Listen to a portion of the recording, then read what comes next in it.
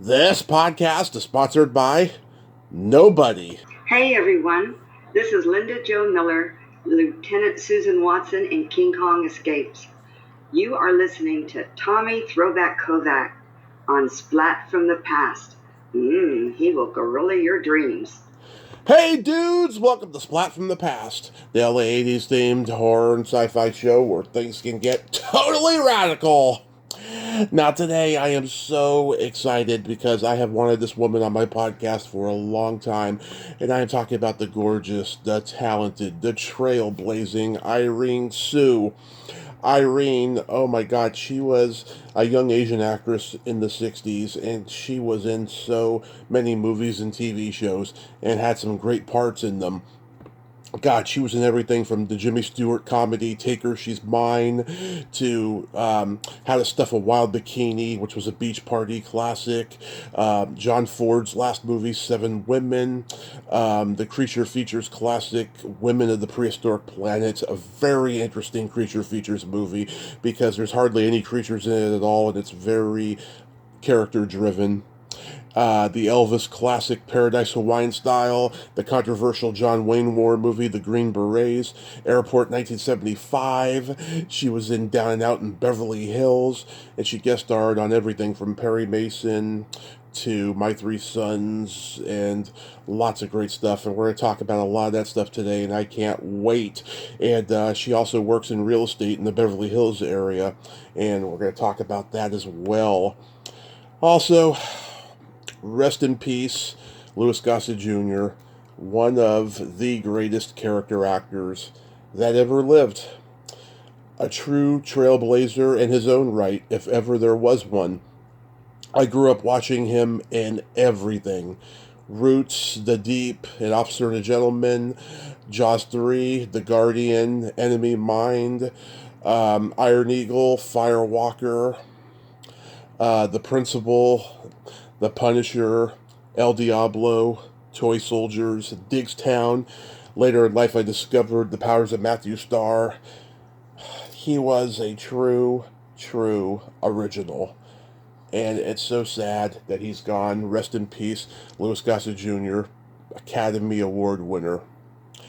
Also, this Friday night, April 5th, I will be dropping Ask Tommy number 5, where I answer frequently asked questions from both listeners and guests. So keep your eyes peeled for that one. It's going to be a toe curler and a toe wiggler, and I promise you that. 110%. I'm loving doing these Ask Tommy shows once a month. It's making a lot of my listeners or frequent or casual listeners just informed, of what goes on behind the scenes. And I like to do that. I like to give everybody a little bit of information that way. Finally, I hope you all had a wonderful Easter Sunday with lots of chocolate bunnies and Cadbury eggs. Today is Monday, April 1st. April Fool's Day. Hey guys, guess what? I'm in the nude right now, and I'm going to dip myself in milk chocolate. April Fools! I got you good, didn't I? Yes, I did. So yeah, here is my interview with the one, the only, Irene Tsu.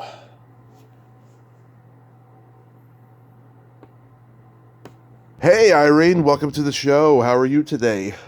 I'm fine. I didn't recognize the phone number, so sometimes I didn't answer it. That's why I didn't know your number. I totally get it, but here we are now, and I can't tell you what a great honor this is. Thank you so much for taking the time today. Okay.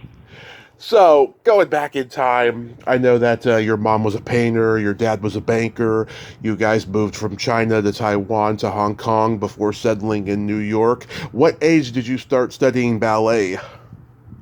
Oh, probably like 8 or 9. 8 or 9? Yeah. Yeah, was somebody in your family a dancer? Not really. I had an aunt, actually, studied ballet, and I used to go over to her house on weekends to, practice a little bit. Of course, I was enrolled in one of the ballet schools you know, in ballet schools in Hong Kong. There's only two, and one is more,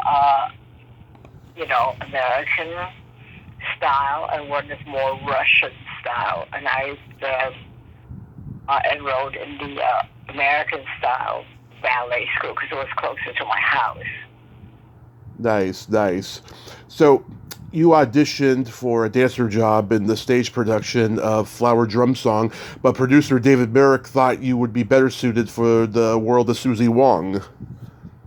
I actually did not audition for the Broadway play of Flower Drum Song. They were running concurrently, interesting, both Asian shows.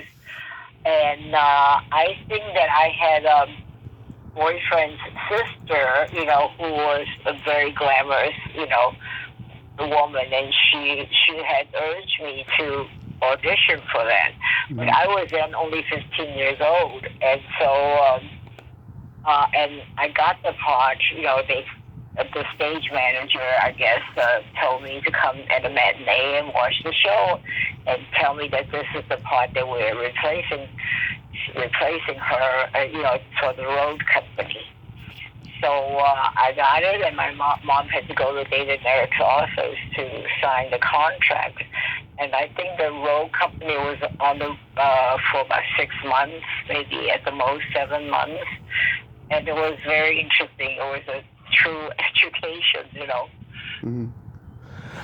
Joshua Logan directed. He had done Picnic, Bus Stop, Sayonara, etc. What was he like as a director? I never worked with him, unfortunately. The person, did he direct Susie Wong? I don't remember. Yes, The World of Susie Wong. You mean the play? Yeah. Well, I don't know. Like I said, I got the part, and next thing I know, I was on the road. Nobody told me anything. I was just, I just remember that my mom had to go sign the contract over at David Merrick's office. I think he's a producer. And I don't think I ever met Joshua Logan at that time. I see. Also, too, the internet's inaccurate, so maybe I'm repeating something that's not accurate. Oh, don't worry about it. Yeah. So it was Hermes Pan who brought you to Hollywood with the movie adaptation of Flower Drum Song? Yeah, I auditioned for Hermes Pan after the road company was done. Say, like, we left in December or January, and we were done in the end of June. And so then I had a taste of, entertainment industry. And I was a dancer, so I thought maybe I should audition for, Hermes Pan. And when I auditioned for him, I was scared to death because I thought he was Fred Astaire. And it turned out that he had actually choreographed all the Fred Astaire's dance numbers. So no wonder they moved alike. They kind of look alike him. So. Yeah. Did he become like a mentor to you? Not really, but I was, he was a big name, and I respect him a lot. And I think later on, maybe even after the movie wrapped, I had lunch with him or something, and we talked about Catholicism, which he was. He was a Catholic. Yeah. Mm-hmm. Yeah. Did you get to meet Fred Astaire and Barry Chase? No, I didn't. I didn't meet Fred Astaire. I know that he was quite a ladies' man, and he hung around quite a lot. But don't forget that I was, I guess, going on 16 by then. That when I got to do Flower Drum Song, and my roommate, I had a roommate, Nancy Quanten, who was the star of the show. Right. And she said that she asked me to be her roommate. Her manager at the time was Ray Stark. Oh, yeah. And I said, well, that's really nice of you. And I guess you didn't want to be alone. And we both are from Hong Kong, and we speak the same dialect, you know. Yeah. So she felt kind of comfortable. But I don't know if she realized that she was going to be rooming with a 16-year-old, you know. But I just, you know, try to fit into the grown-up world. You know, that's all I try to do. And I really was a huge surprise because not only did I not have to find a place to live, because I didn't even drive. I didn't have a driver's license. So I think at that time you cannot even apply for a driver's license until you're 17. Now it's more like 16 or something. I don't know. Right. You know, so I got limoed to the studio every morning with Nancy, of course, and then came back in the limo, you know, with her, you know, and I thought, wow, this is very good. I thought this is what Hollywood's going to be like, you know. Yeah. It's pretty glamorous back then, yeah. Yeah. When you don't know any better, you go, wow, this is pretty cool. You know, it's nice. I would call my mom and I would say, oh my God, Mom, you know, they have phones in different colors in California because we only had a black phone, you know, at home. Yeah. And I said they were in white and yellow and red and everything, you know. Yeah. Each room had a phone. Remember those old phones? You Oh, know? yeah. And it was, you know, just really kind of, you know, really an experience for me. And I don't think you can buy that kind of experience. And I just lucked out into that. I mean, I didn't purposely set out to be in the entertainment industry. You know, I just wanted to be a ballerina. I wanted to be a perma ballerina. Oh, yeah. You want to make God laugh? Tell him your plan. Yeah, that's right. Right. Speaking of phones, you show Jimmy Stewart how to use the phone in Take Her, She's Mine, which I think is a very funny and very underrated comedy. What was it like working with Jimmy Stewart? He was wonderful. I mean, I didn't realize that he was just such a classic big movie star, you know, because when the director asked me to read for the part, he says, oh, my next movie I'm doing with Jimmy. Now, who the hell do I know who Jimmy was, you know? Yeah. And I... You're a kid. I'm a kid. I asked around the set, I said, who's Jimmy? Who's Jimmy? They said, oh, Jimmy Stewart. And I was like, Jimmy Stewart? You know, I mean, that big, old movie star? I mean, you know, Yeah. You know, so that was it. And actually, that would turn out to be a very good little part for me. And, Yeah. of course, I spoke French and the whole thing. The reason I speak French is because ballet is associated with French. You know, it's France. And all the you know, all the names, the vernaculars of ballet is in French. Right. And You also... know, Côte de Bras, Barbara, Aramis, you know, Tombe, you know, it's all French. So I thought, well, I'm going to be a ballerina. I might as well take French. So I had like a couple of years of junior high school French and a year of high school French. And, well, I wish I don't remember most of it, but at that time I spoke pretty good French. Nice. You know? How was guest starring on Perry Mason? Well, I did quite a few Perry Masons. I did Perry Mason with Raymond Burr. Yeah. I did another Perry Mason with the new Perry Mason. Somebody, you know, took over his part, and he was not good, so the show was canceled right away. And then I went back to do the Perry Mason with Raymond Burr.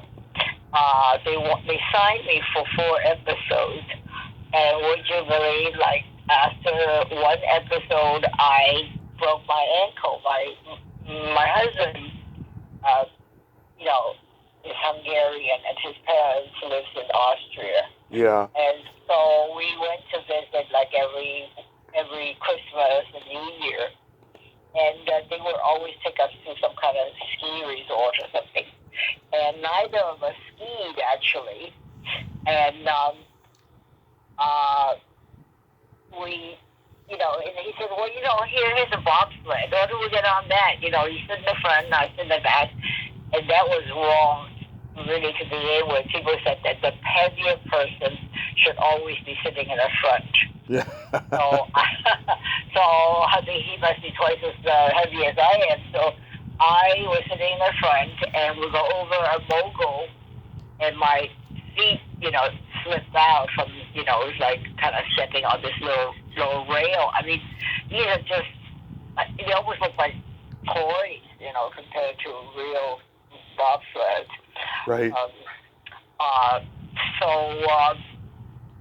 And I crunched my ankle, and he says, "Get up, get up." We got down the hill, and I said, "I can't get up." So then we went to the clinic, and I heard them say, I don't know, I didn't understand German or Austrian, but I heard the word broken. So it must be broken then, Yeah. And, yeah. So they gave me this plaster of Paris, what you will call it, cast. The cast, yeah.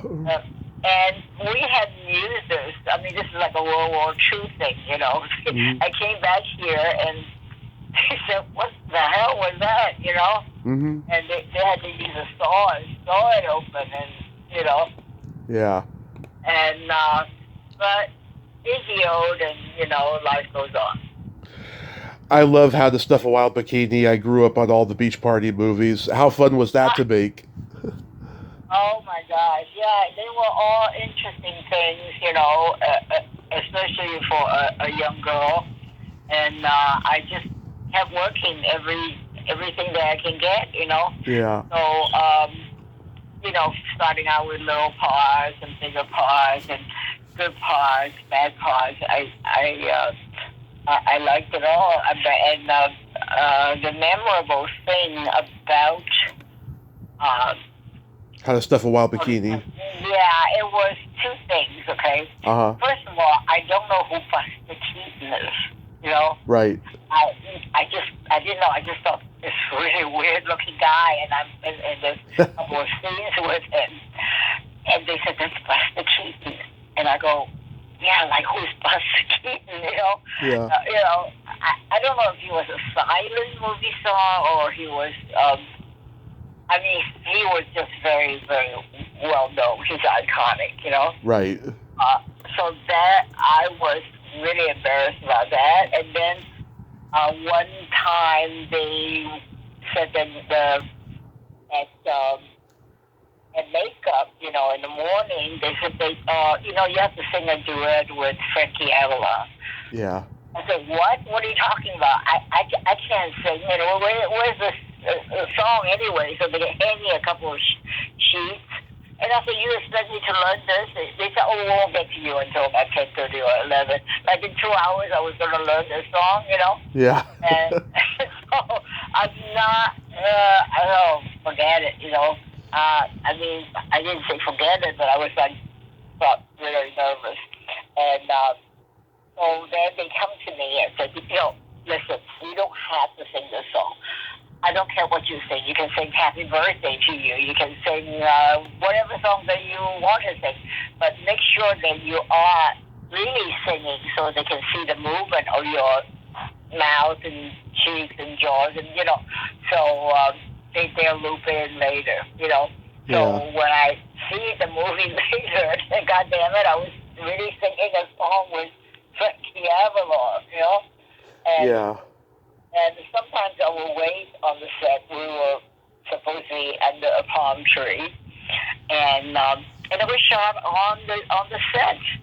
and on the sandy beach, and I was just playing with the sand. We just scoop up a handful of it, and let Yeah. it, drizzle down, and I did that a few times. Well, I got this set designer ran over to me and said, "Don't do that, kid. Don't do that. It's only about 5 inches thick, and it took us a whole morning, since 5 o'clock to get it just right to look like a real sandy beach. Yeah. If you dip it in too hard, it's going to show the cardboard. Yeah. So those are the movie magics. That's interesting." Oh, yes. You looked so gorgeous in this movie. I'm sure you hear this all the time, but you had the belly button of an angel. You got to be in John Ford's last movie, Seven Women. What was that like? Oh boy, I didn't even realize. Of course, John Ford is, so Yeah. famous. Well, it was an incident I have to tell you because he usually had the whole cast and to sit down at a table for tea at 4 o'clock or like 4:30. So I was sitting there with the rest of the cast, and so they, him and John Wayne is like into chewing tobacco. I don't know how they even do it. He's sipping tea and chewing tobacco at the same time. Right.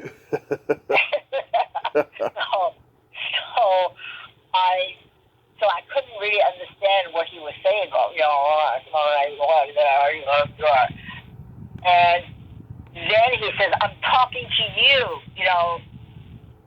and I thought, "Oh my God, am I in trouble? I'm sorry. What did you say?" Yeah. And I was so scared to death. So all of a sudden, I felt a hand, just grabbing my thigh, and it was Anne Bancroft. She was sitting right next to me. Yeah. And she said, "My hands are sweating too," because he has a way of terrorizing people. Yeah. And so because she was very nervous, because what happened was that the movie, I was told, started with Patricia Neal. Yeah. She had a stroke or something. Yeah, I think she had a heart attack. And so they had to scrap everything that she did. I mean, she was already shooting for 3 weeks or, whatever. Mm-hmm. And they brought in Anne Bancroft, who was, terrific. I think she did the Miracle Workers on Broadway and whatever, And so we became friends, and there's no doubt that she's married to Mel Brooks? Mel Brooks. Oh my God, yeah. Blazing Saddle or everything. But the documentary is actually about Gene. Gene Wilder. G. Wilder, yeah. Yeah, so he did a lot of films with Mel. So Mel, and I can see why Anne was married to Mel, because she had a great sense of humor. Yeah. She would be in the makeup room, and she would say, "Oh my God, it's almost 6 o'clock. When are we going to break? Because I have to go to this thing with Mel, and I won't have time to even take a shower. I guess I would just have to take a PTA bath or something, Yeah. You know what that is, right?" Yes, exactly.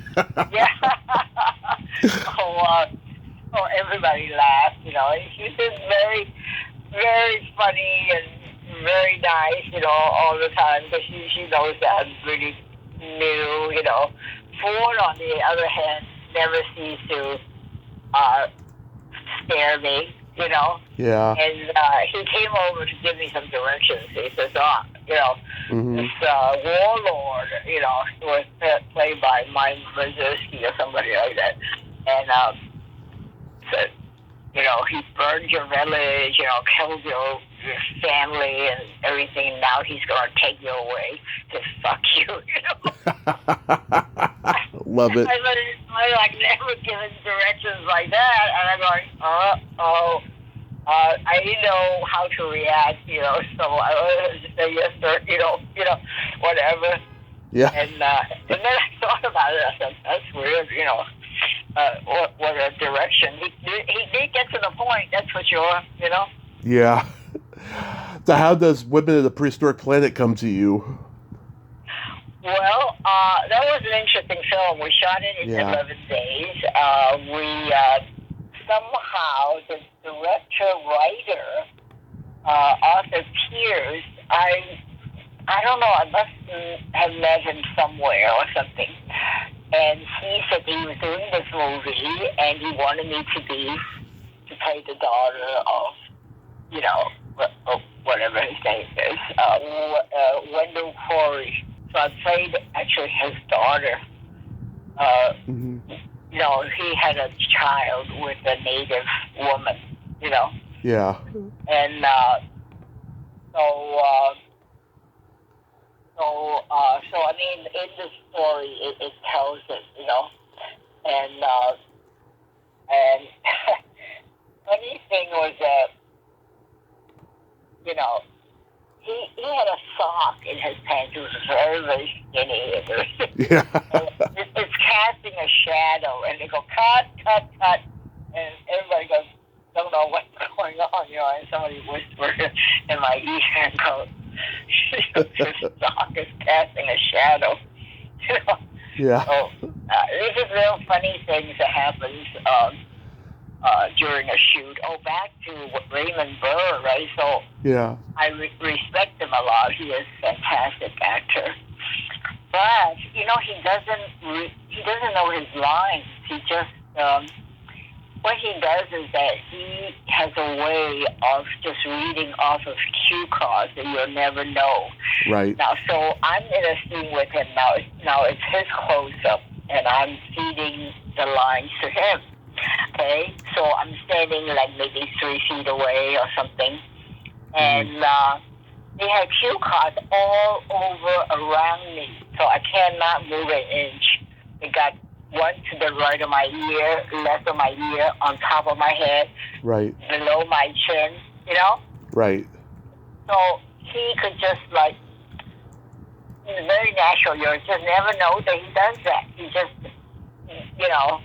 figure out a way to do that, because imagine being in a series every single day. I mean, there's a lot of lines to read, to memorize, Right. And so that was a very good way. Mm-hmm. Yeah, Women of the Prehistoric Planet, I mean, it's a creature feature classic now, but it hardly has any creatures in it. It's very character-driven, very romantic, even has a battle of the sexes feminist message to it. It's a very interesting movie. Yeah, it is. It's not so much creatures, but it is. It's an interesting story of how that was how planet Earth was started. It's like I'm actually playing the Adam and Eve. And the guy that played my partner was his first film. He is the nicest guy. He's a ballet dancer from Canada. And Robert Ito, he later on, he was in a series. Quincy, yeah. He played Sam. Yeah, he's very, very nice guy. And then I worked with him again in an episode of Star Trek Voyager. Nice.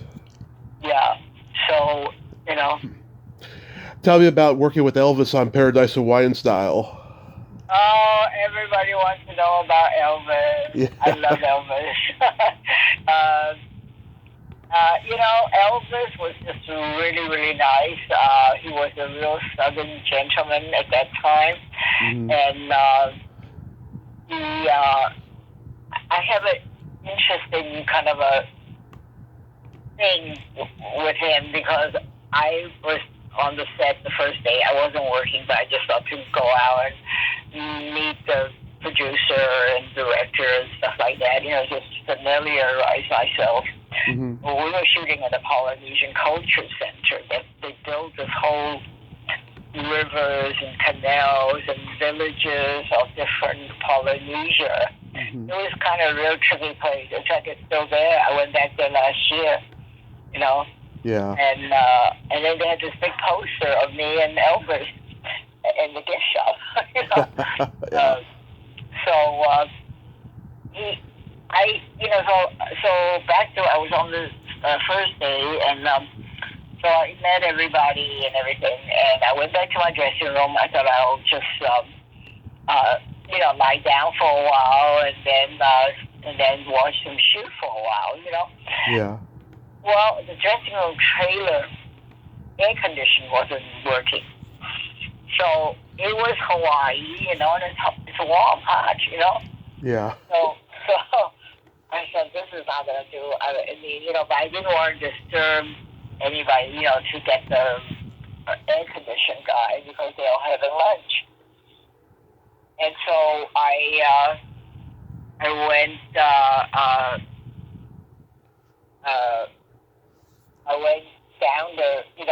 down the little trail, you know, it leads to a big thatched roof building. They call it the Queen's House or something like that. You know, there's various structures on the property. And so I started walking that way, you know, thinking I may find a cooler place or something to lie down or sit down. And all of a sudden I felt a hand that I just went boom right to my chest, almost like, and I was not looking up because I was looking down because it was cobblestones, kind of like I just didn't want to twist my ankle, like, you know. Right. I looked up, and it was one of Elvis's boys. And I thought, oh, my God. He says, ma'am, you know, miss, you know, what are you doing? I said, well, my trailer air conditioner is not working. I'm, like, looking for a cooler place to lie down or sit down. He said, I have to check with Elvis. And I thought, holy shit, I really boo-booed this time. So then he came right back, and he said, okay, follow me, you know. So they let me into his dressing room, I suppose, you know. Yeah. And then there's a side room where there's a massage table there. And so they laid me down on the massage table, brought me a towel to cover me up. I think I didn't have that much clothing on, you know. Mm-hmm. So it was really nice, and I just sort of like dozed off. I don't know how long it was. And then I woke up maybe like 15, 20 minutes later. I just woke up and opened my eyes, and I see Elvis's face like 12 inches from my head, you know? Yeah. He was putting a cold compress on my forehead. And my first impression was that he smells like baby powder and milk. Yeah. You know? It was like first impression. And then, of course, I mean, he was so close to me, and I was really like looking at his face, you know, how perfect it is. You know, he's like really a perfect looking guy. Yeah. Yeah, you know. And so, so later on I got up and I said, I'm feeling fine. He offered me, want something to eat, you want something to drink, whatever you want, we can get it for you. But no Southern fried chicken, okay? I said, okay. Yeah. So then I walked out into the main room, and at that time the colonel was there, and he just had this really awful vibe about him, Yeah. So because all the Memphis boys, they call them the Memphis Mafias, were just, going hoo-hoo, ha-ha, they were clowning around just to entertain him. Right. And he was holding court. And immediately I got this creepy feeling. I didn't want to stay there, Mm-hmm. So I said, thank you so much. And they said, oh, yeah, by the way, the air conditioner is working now in your trailer. I said, oh, great. And I thanked Elvis and just waved my hands and went away. And then after that, of course, we were in the same scene together a few times, and then other times he wasn't working, I wasn't working, and we were, in his dressing room or he's in my dressing room, and we chit chat, about, he was he was a Southern Baptist, and very spiritual kind of guy, and my grandmother had, started 3 Mandarin-speaking churches in the East Coast of America. She was we're like dyed-in-the-wool Christians, Right. So we talked about that, and then we talked about martial arts, which he was really into with martial arts. And at that time, I just vaguely know Bruce Lee, not well, Right. So he asked me about Bruce Lee, and I told him what I know about Bruce Lee. And he was, I don't know what type of martial arts he was doing, but, later on, maybe like 5 or 6 years ago, I was invited back to Memphis, and we went to see his karate studio, his teacher and stuff like that, his sensei, and got the tour of Graceland, and it was just terrific. And, Yeah, it's beautiful. I hope I get to go there someday. I think that they are open. Mm-hmm. I don't know about year round, but I think in the summer, like August, is like his birthday. Not his birthday. Oh, his anniversary death. Yeah, he died on August 16th. Yeah, anniversary of his death. They usually do some kind of thing there, and because that's when I think I went, because I remember it was like in August or something in the summer. And it was wonderful. You can see the house that he was born in. Oh, yeah. Oh my God! It's like 10 by 12, and the whole family lived there. I don't even know if they had a bathroom in the house. Yeah. That's right. It was just a little white shack. I mean, at least they painted it white right now. A few windows and the whole family lived there, and they were just so dirt poor, Mm-hmm. and they couldn't even afford to live in the nicer part of Tupelo. They had to move into like the black area of Tupelo. Yeah. Yeah, and then he had he was a twin. Can you imagine 2 Elvis Presley? I know, right? I'm surprised they didn't. I'm Right. surprised they didn't cover up his death and had his twin go out there. Yeah, his twin died in childbirth because Right. look, they're so poor. They definitely didn't go to a hospital. Right.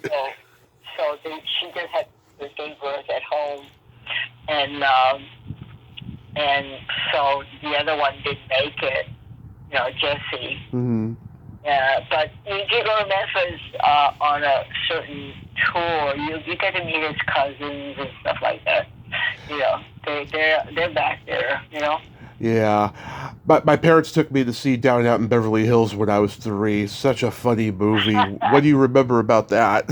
Yeah, I love it. I had the best time on that movie because we shot it at Disney. Yeah. And the sets were so great that I actually thought it was a real house. I tried to go into the bathroom and I thought, what am I doing? This is a set, what I mean? Yeah. And Paul Mazursky, he's a genius. He's really, Yeah. he likes actors who ad-lib a lot. I mean, I did, but he hired a couple of people that are good at ad-lib just to give them a little part. Yeah. He was ad-lib, he's amazing, just amazing. Brilliant. Yeah, you had short hair, and you ask Elizabeth Pena how her brother's doing, and she says, he cuts sugarcane in the fields. I know, and everybody laughs, and I go, that's not very nice. I mean, like, gosh, but I was throughout the whole movie, actually. Yeah. And I remember going to wardrobe fitting for the for the the party scene, and the wardrobe designer, he's very famous. It's like Wolski, somebody Wolski, Mm-hmm. award-winning, Yeah. And it took me to Neiman Marcus. I could have chosen any $3,000 gowns, but I didn't really like it. So I picked out one that I thought was funny. It's just a black white shoulder dress with huge white flowers. Exactly. Yeah. Yeah, because I thought that dress was funny. And it turned out to be nice. It was like $200, and I'm glad that they bought quite a few of these, because when I dived into the pool, the whole dress shrank up about 10 inches because the fabric was so lousy. Yeah. Oh my God! So stuff like that, Yeah. So as we wrap up here, I'm curious to know what made you get into real estate, and you mostly work, have mostly Beverly Hills properties, right? Yes, as a actor, you're not working all the time. There's some like in between times. Mm-hmm. Even if you get on a big shoot like Green Berets, I was in Fort Benning, Georgia for close to 4 months, 3.5 months, or else I went to Kuala Lumpur to shoot Paper Tiger. That was another 3 months. But other than that, you sometimes have like a little period that you're off, and Mm-hmm. And I had a boyfriend at the time, and he's a builder, and he said, "Why don't you get a real estate license?" I said, "Oh, I never thought about it." The next thing I know, I went to real estate school and got a real estate license, and I'm very thankful for that because, I liked it at first anyway. I don't do it anymore. I mean, Mm-hmm. very little, but it was it's kind of rewarding. It's like you find it's a service that you provide, Mm-hmm. To really help people, find their dream home, or if they can't afford it, I just like trying to make it work for them, stuff like that. Are you going to write a memoir?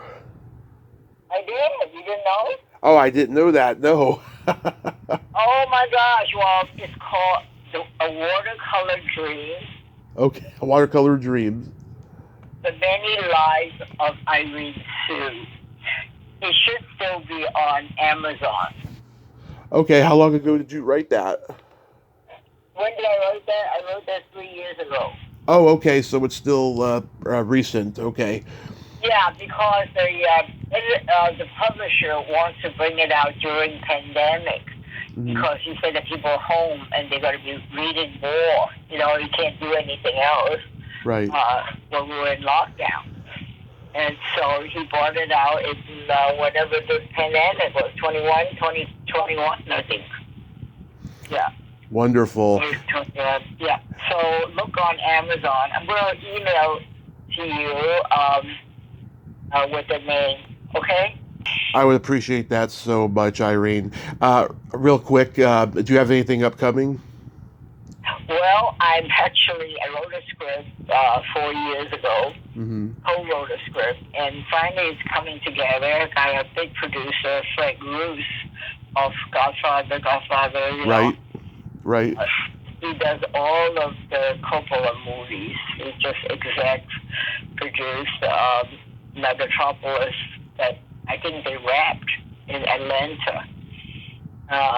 And then he just did the Sofia Coppola movie, which is called Priscilla, with Priscilla Presley. Mm-hmm.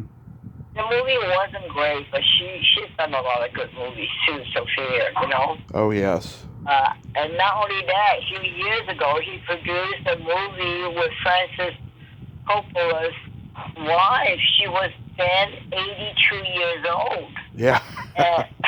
It was great. It's called Paris Can Wait, with one of my favorite actresses, Diana Lane. Oh, she's so talented. She is so great. I love Diana Lane. And then small part was oh my God, Alec Baldwin. Alec Baldwin. Yeah. Yeah. And and then there was a French actor. I don't know his name. And so he's going to be producing my movie. It's a comedy, fantasy kind of movie. It's about a Chinese restaurant, like a 40-year-old diner. And it's very, very popular. Everybody goes there. That serves magical food. And so it's got the vibe of Cheers, everybody says. Because the regulars, they all hang out at this restaurant together all the time. Yeah. They meet each other for lunch, just about 3 or 4 times a week. You develop friendships and relationships and that, it's that kind of story. And he really liked the script, so he wanted to produce it. Now we got a director. She's a Chinese-Canadian, very talented lady. Mm-hmm. And we actually cast most of the cast. Mm-hmm. Not so much for the movie, but for a short that we're doing. It's kind of doing a trailer before the actual movie, mm-hmm. because we're using that to raise funds. Because most of the financiers, they don't know how to read a script. You send them a script and it's like they can't visualize it. That's why they always do trailers. So then you go, oh wow, this is great. I see who's in it. I see what it is. So give them a feeling that that they'll like this movie. And that's what we're doing now. Well, I hope it turns out very well, and I look forward to it when it gets released. And this has been a tremendous honor, Irene. Thank you so much for coming on today. Thank you. Yes. Okay, you have a nice day now. Have a great day. Be safe. You too. Bye-bye. Bye-bye. Well, there you have it. Irene Tsu, ain't she a sweetheart? Oh, what a great lady. Great stories there. I didn't know she had a memoir out. I should have looked beforehand, but I didn't. And it was an honor to talk to her today. I will definitely check out that book, and it was really, really awesome. Well, until next time, this is Tommy Throwback Kovac saying there's no shame in living in the past because the present sucks. Later, dudes.